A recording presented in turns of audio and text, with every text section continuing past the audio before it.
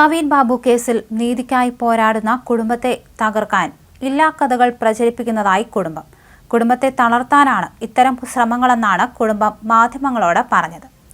കുടുംബത്തിനെതിരെ YouTube ചാനലുകൾ വഴി നടത്തുന്ന അപവാദ പ്രചരണങ്ങൾ അവസാനിപ്പിക്കണമെന്ന് ADM നവീൻ ബാബുവിന്റെ മകൾ ആവശ്യപ്പെട്ടു.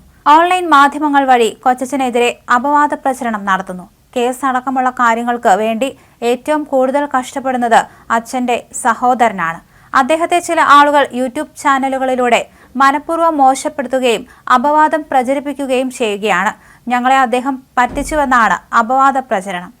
വീണ മണി എന്നൊരാൾ യൂട്യൂബിൽ വന്നിരുന്ന് സഹായിക്കാനെന്ന് പറഞ്ഞ് എന്തൊക്കെയോ പറയുന്നു. കൊച്ചച്ഛനെ അടക്കം കുറ്റപ്പെടുത്തുന്നു.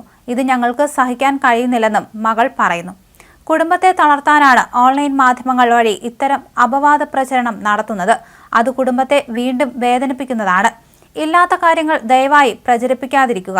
പോലീസിൽ നിന്ന് നീതി കിട്ടാത്തപ്പോഴാണ് CBI അന്വേഷണമായും കോടതിയിലേക്ക് പോയത്.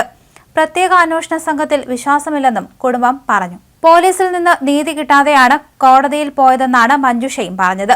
പ്രത്യേക അന്വേഷണ സംഘത്തെ വിശ്വാസമില്ലെന്നും പ്രധാന പ്രതികളെ എല്ലാം പോലീസ് സംരക്ഷിക്കുകയാണെന്നും മഞ്ജുഷ ആരോപിച്ചു. അന്വേഷണം നടക്കുന്നില്ല. സഹായിക്കുന്നവരെ തളർത്താനാണ് ശ്രമിക്കുന്നത്.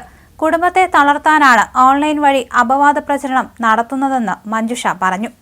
അതേസമയം ADM നവീൻ ബാബുവിന്റെ മരണത്തിൽ CBI അന്വേഷണം ആവശ്യപ്പെട്ടുള്ള ഹർജി തള്ളിയ ഹൈക്കോടതി നടപടി നിരാശാജനകമെന്ന് നവീൻ ബാബുവിന്റെ സഹോദരൻ പ്രവീൺ ബാബു പ്രതികരിച്ചു. നിലവിലെ അന്വേഷണം ശരിയായ ദിശയിലല്ല. പ്രശാന്തിനെ ഇതുവരെ പ്രതി ചേർത്തിട്ടില്ല.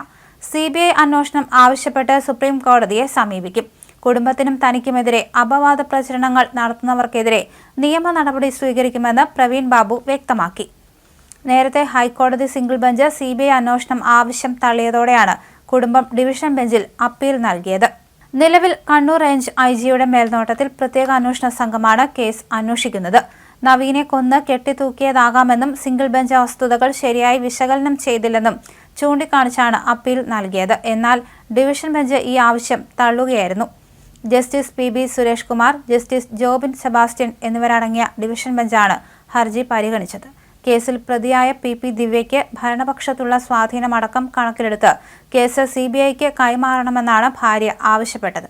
2024 ഒക്ടോബർ 15-നാണ് നവീൻ ബാബു മരിച്ചത്. യാത്രാറിയിപ്പ് യോഗത്തിൽ കണ്ണൂർ ജില്ലാ പ്രസിഡന്റ് PP ദിവ്യ നടത്തിയ പരാമർശങ്ങളെ തുടർന്ന് പിറ്റേന്ന് പുലർച്ചെ നവീനെ ക്വാർട്ടേഴ്സിൽ മരിച്ച നിലയിൽ കണ്ടെത്തുകയായിരുന്നു. മരണത്തിൽ തുടക്കം മുതൽ കുടുംബം ദുരൂഹത ആരോപിച്ചിരുന്നു.